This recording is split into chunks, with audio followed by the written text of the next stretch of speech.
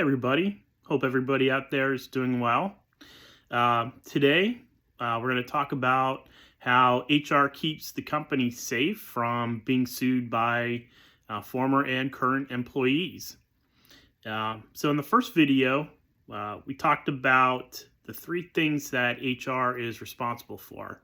If you really boil it down, HR is responsible for keeping the company staffed, keeping people productive, and keeping the company out of trouble. And so today, that's exactly what we're going to talk about. That last one there, how HR keeps the company out of trouble. So in this video, we'll focus on how HR keeps the company from situations in which they're forced to pay out settlements in exchange for the individual with whom they came to an agreement with doesn't sue the company, or worse, losing lawsuits altogether in front of a jury and having to pay out compensatory and punitive damages. Punitive damages can get very, very high, millions of dollars in some cases, all depending on the size of the company and the egregiousness of the discrimination. So first, of course, I got to mention this. If you find value in these videos, please subscribe, like the videos that you like, and give me some feedback. I'd like to improve these, one improvement every video, in hopes that by the time I get to my 50th video, these will look pretty good. So any feedback you can give me would be great. So I think it'd be appropriate to start with discussing employment law here in the United States. And I believe employment law in the United States is pretty straightforward. First, there's a few key laws that were enacted, including the Civil Rights Act, the Age Discrimination in Employment Act, the Americans with Disabilities Act. All of these laws collectively have identified a handful of personal characteristics that they've deemed characteristics that are protected, and employers are not allowed to base employment decisions, including pay, being hired, being fired, access to training and development, and other employment-related things.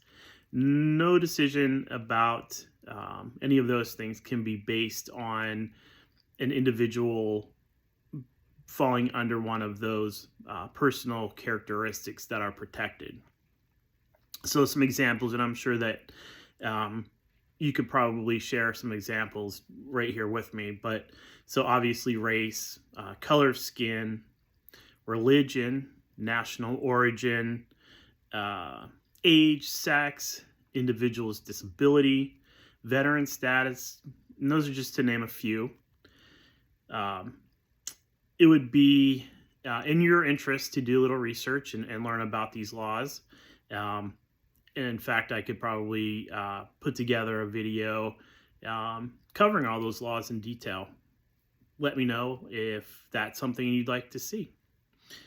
All right, so the next law then that we need to talk about is the Family Medical Leave Act. And the FMLA gives you the right to take time off from work to care for your own or for an immediate family member's serious health condition. There are specific thresholds that need to be met in order for you to be eligible for family medical leave. And that includes being employed with your current employer for at least 1 year. And you would have had to have worked 1,250 hours over the last 12 months. Otherwise, you're not eligible for family medical leave protection. And finally, the the Fair Labor Standards Act requires that you be paid 1.5 times your regular hourly rate after you've worked. And that's key, worked 40 hours in a week. So any hours that you are paid for PTO do not count towards the 40 hours worked in a week as far as being paid overtime. So if you work 38 hours and take 4 hours of PTO time, you'll get paid for 42 hours of straight time. And that's simply because, again, 4 hours of that was PTO time. All right, so those are some of the more prominent laws that really kind of oversee the employment relationship in the United States these days. So knowing what these labor laws are, let's talk a bit about how HR keeps the company out of trouble.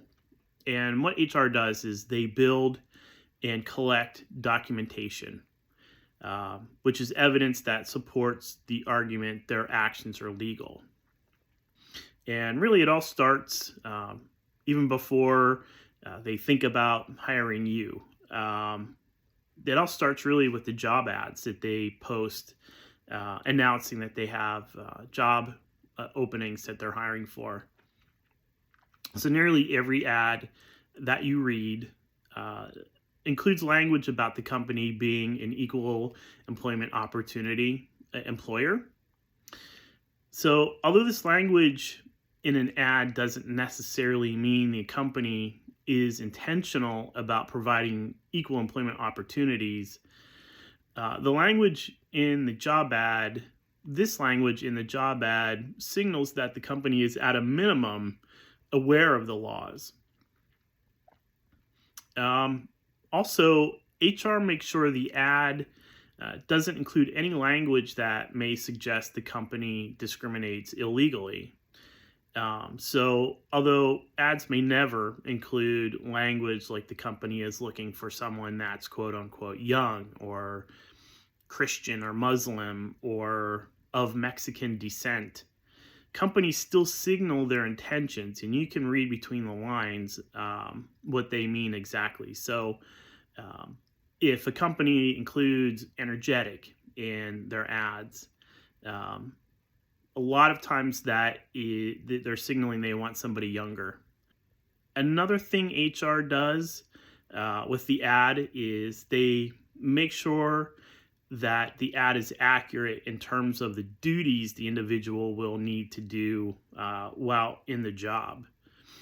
It also has to include the working conditions and other things that create a realistic job preview for anybody reading the ad. Now, it has to be accurate, obviously, otherwise the company would be misleading, and that creates legal risk for the company. It's important to note that some states require the wage range to be included in the ad. So the protection doesn't stop there, obviously.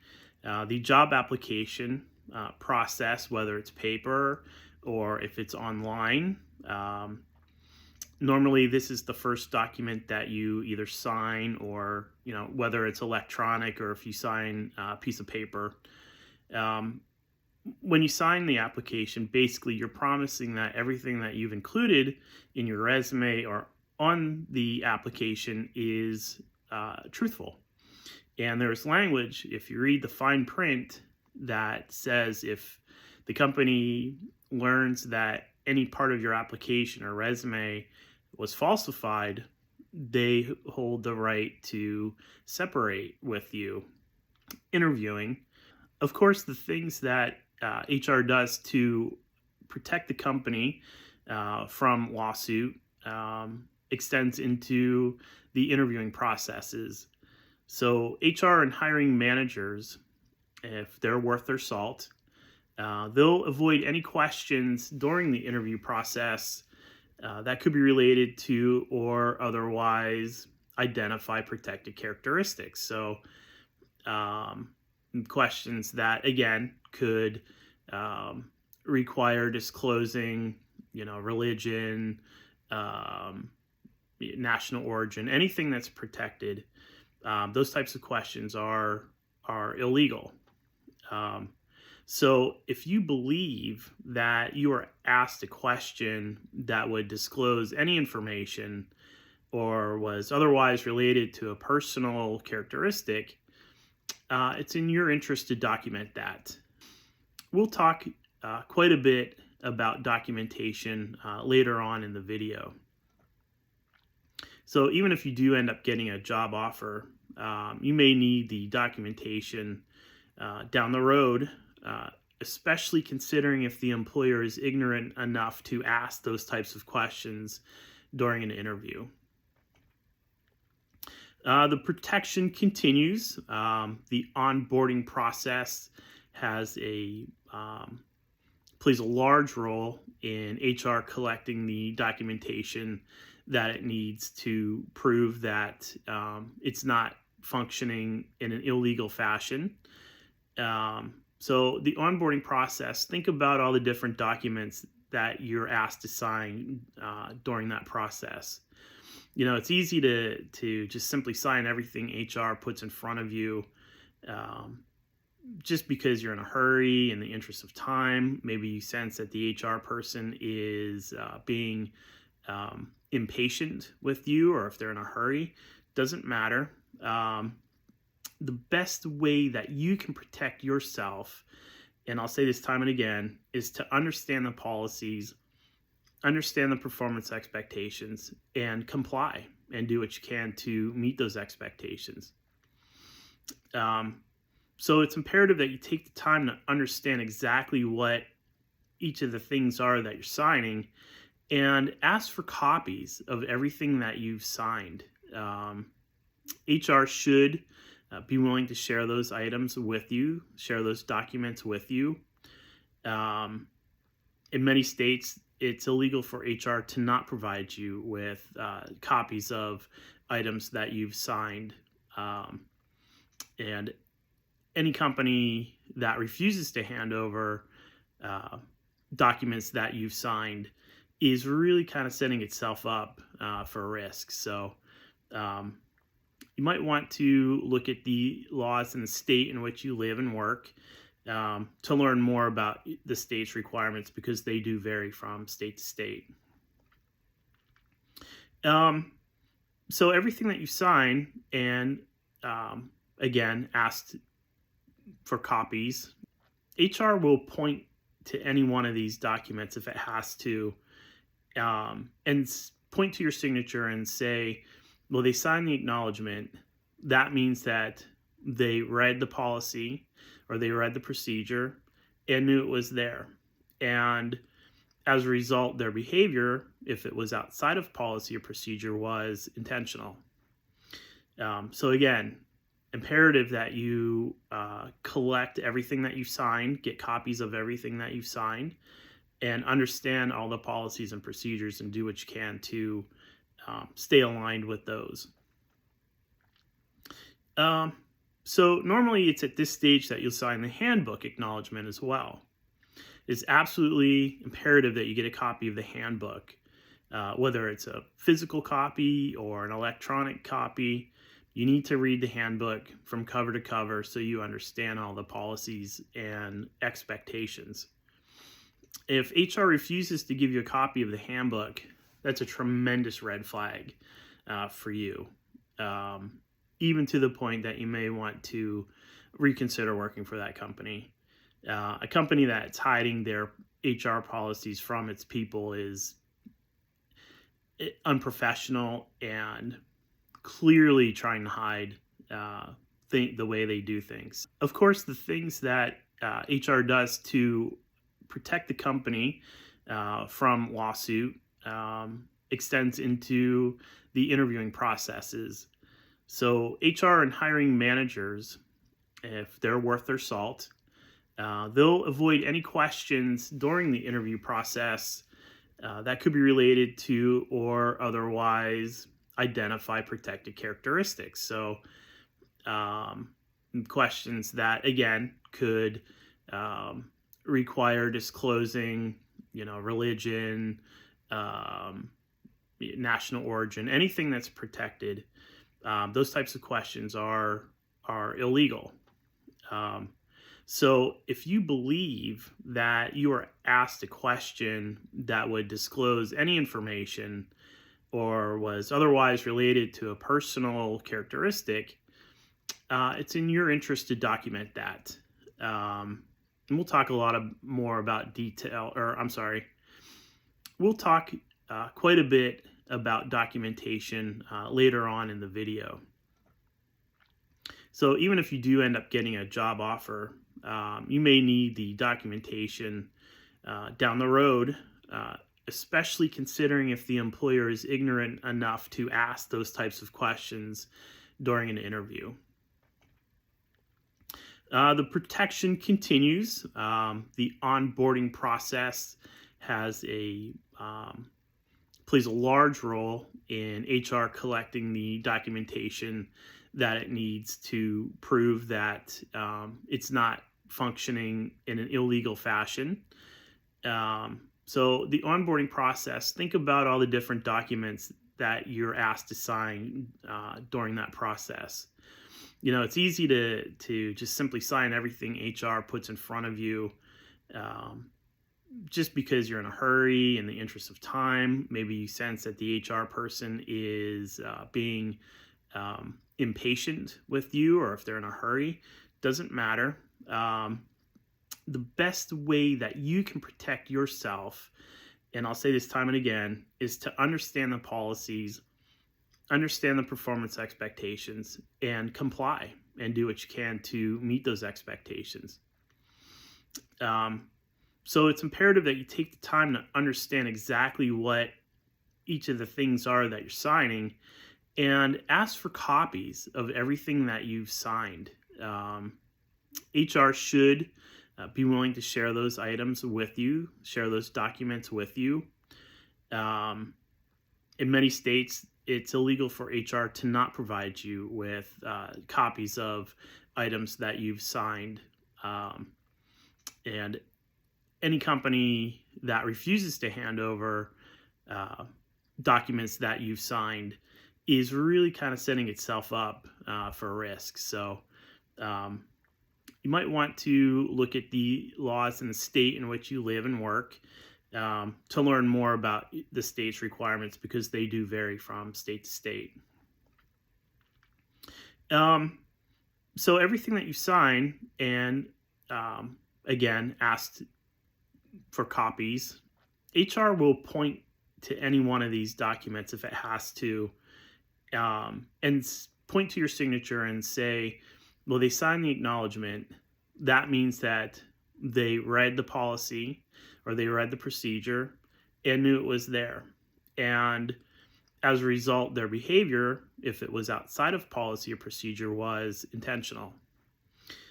So again, imperative that you collect everything that you've signed, get copies of everything that you've signed, and understand all the policies and procedures, and do what you can to stay aligned with those.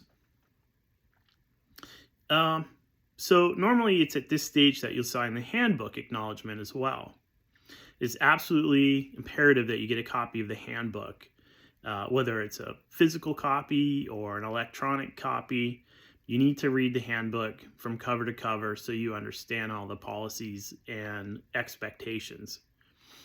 If HR refuses to give you a copy of the handbook, that's a tremendous red flag for you, even to the point that you may want to reconsider working for that company. A company that's hiding their HR policies from its people is unprofessional and clearly trying to hide the way they do things. And frankly, it's most likely illegal for the company to deny you a copy of the handbook, given the fact that you've signed the acknowledgement. All right, so the protection continues. Orientation. So, during orientation, I'm sure you've been through a few. HR and other managers in the company, they present a lot of information that you need to know to successfully navigate through the company on a day-to-day basis. So since you've either signed a meeting sign-in form or sheet stating that you are or were present in the orientation,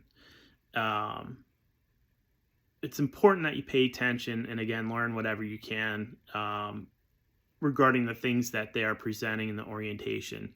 Again, because you're going to be expected to behave and operate within those parameters. You can ask the HR person or the lead orientation coordinator for copies of the PowerPoint presentations that covered everything in the orientation. They may not share those slides with you. Maybe they feel like, the slides are proprietary or whatever. It might be a good idea to ask and just simply say that you want the copies of the PowerPoints so that you can learn them and understand them better, which frankly is telling the truth. So whether they share the slides with you or not, you need to understand that the things that they're covering in the orientation, the employer will point to the documentation showing that you were present and there for orientation as proof that you were taught and you knew the policies and the procedures. So again, you need to understand the policies and understand the procedures. That is the best way to protect yourself in the workplace. Disciplinary action. So if you do find yourself in a situation where HR or the employer is presenting you with a disciplinary action, and different employers call disciplinary action different things. Boil it down, it's all the same thing. They're warning you about behaving or performing outside of their policies and procedures. So employers will use the disciplinary action, and it's really nothing more than this. They use disciplinary action to document that you've performed or behaved in a manner outside of policy or otherwise didn't meet performance expectations. So if you receive a formal write-up, you absolutely must ask for a copy of the write-up. So ask for a copy of that. And I think it's imperative also that you create your own documentation regarding the meeting and what was said in the meeting between you and the HR and perhaps your manager. What you document may be different from what HR remembers the meeting to be. So it's important to have that difference documented. Your lawyers will thank you for it. All right, so moving on, performance improvement plans. Many employers will use a performance improvement plan as a last-ditch effort to help an employee meet their performance and or behavioral expectations.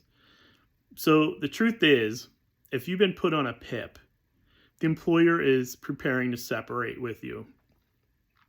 Now, of course, they're going to verbalize and say that they want you to be successful in the PIP or the PIP. The Performance Improvement Plan is there to help guide you in terms of your behavior and your performance.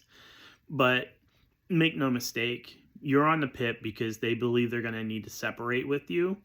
And it is a last form of documentation showing the company has tried to work with you to get you to perform or behave within expectations. They should give you a copy of the PIP. It'd be silly for them not to. It'd be the exact opposite of why they're saying they're giving you the performance improvement plan. You'll also want to, and just like in the disciplinary action meeting, document the meeting as you remember it, including statements your supervisor made or statements HR made. Again, your memory of the meeting, your documentation of the meeting may be different than what the supervisor or HR remembered it. And having you documented the way you remember it is imperative. And again, your lawyers will thank you for that. All right, so I think you probably figured out by now that HR keeping the company safe boils down to really one thing, and that's documentation, documenting everything. There's a saying, and if you spent any time around HR, I'm sure you've heard it. If it's not documented, it didn't happen. So you need to document as much as HR is to protect yourself in the workplace. So everything we've just talked about, from the job ads all the way through to PIPs, really, and again, it's nothing more than HR building documentation.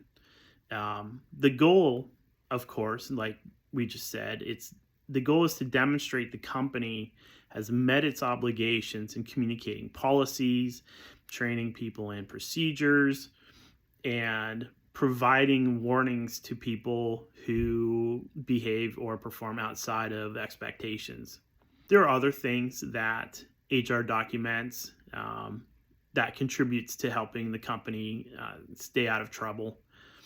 HR is going to document any work-related discussion that HR believes could be used as evidence against you if the company decides to separate with you. And that includes everything that you've said to HR. HR is going to also document any discussions that they believe could be used to show that they've made certain statements to you that they're required to say. So a perfect example of that is in the Americans with Disabilities Act. If someone comes forward claiming to have a disability and has a doctor's note with that claim, HR is required to have a sit-down meeting to talk about what possible accommodations could look like. HR is going to document that discussion because it's required to have that discussion. So, as I'm sure you learned from earlier in the video, anything you signed, HR will point to your signatures as proof you were made aware of the policies, the procedures, whatever it may be. And it's also important to know that during investigations, many times HR is going to ask your coworkers to write down performance or behaviors or other things you've said that HR intends to use against you. In fact, I've seen HR leaders create a form specifically to be used in these types of scenarios where the form includes a statement that the individual has not been coerced or doesn't feel threatened if they don't provide the information, and then they're asked to sign the form. Also, video-based training completions are tracked, and that's another way HR can show that you are aware of policies or procedures. So what can you do to protect yourself? The best thing you can do, and I've said this before, is learn and comply with policy and performance expectations. That is the number one thing you can do to protect yourself in an organization. Outside of compliance and meeting expectations, it's important to get copies of everything that you signed. State laws vary, like I said, related to employers' requirements to provide copies of signed documents and other types of documentation. All right, so you're going to want to take a page out of HR's book and document everything you feel is important to document. And some examples of things that you should document include supervisor behaviors that you believe are outside of company policy, that demonstrate an unequal treatment of employees, whether it's you or coworkers. You're going to want to document any type of supervisor harassing or intimidating you or coworkers. You're going to want to document coworker behaviors that create a hostile or intimidating environment for you and your coworkers. You're also going to want to document coworker behavior that you believe could eventually be laid at your feet. Again, if it's not documented, it didn't happen. You want to document any discussion that you've had with a supervisor or a member of management in which you've reported harassment or other types of wrongdoing by either coworkers or supervisors. And you're going to want to document any discussion your supervisor has had with you about your behavior or your performance. You certainly want to be able to demonstrate that what exactly was said in the meetings, which could vary. The perceptions could vary based on what the supervisor saw or said or believes they saw or said, what HR believes was said, and what you believe was said in the meeting. So it's good to have that documentation. So it's also important to take the time, and maybe I'll do a video at some point soon that covers in detail the different laws that govern the employment relationship in the United States and in individual states throughout the country. So I'd be negligent in my duties if I didn't suggest speaking to an attorney if you feel like you're being treated unfairly, if you feel like you're being unlawfully discriminated against, if you feel like you're being subjected to harassment, especially harassment that you've reported and the employer didn't do anything about it, and other legal protections that you feel are being ignored. So trust me when I say, if you're documenting everything the way that we discussed today, your attorney's going to thank you for it. All right, and there you have it. Please like and subscribe. Give me some ideas about videos. If you have questions, if you have some input about how I can make these videos better, please provide it to me. I want to create value for you. I want you to feel comfortable going into a workplace knowing that you know how to protect yourself. Thank you very much. And there you have it.